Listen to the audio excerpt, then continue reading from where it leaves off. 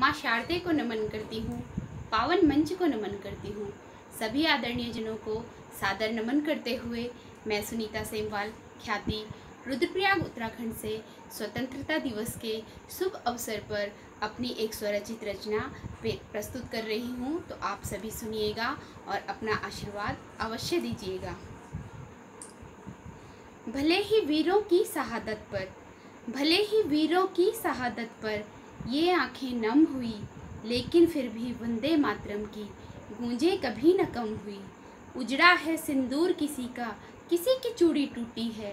उजड़ा है सिंदूर किसी का, किसी की चूड़ी टूटी है। उठा है किसी के सिर से साया, गोद किसी की रूठी है।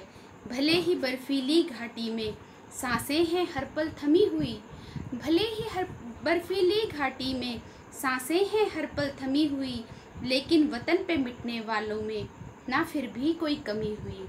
लेकिन वतन पे मिटने वालों की ना फिर भी कोई कमी हुई। गर्व से माथा ऊंचा था, गर्व से माथा ऊंचा था जब मंगलसूत्र उतारा था। मुखाग्नि दी उस बेटे को जो बाबा का दुलारा था। मुखाग्नि दी उस बेटे को जो बाबा का दुलारा था।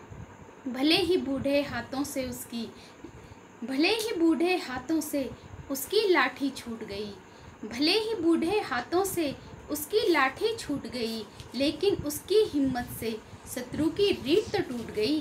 अंतिम क्षण में वो सलामी दे रहा था माटी को, अंतिम क्षण में वो सलामी दे रहा था माटी को।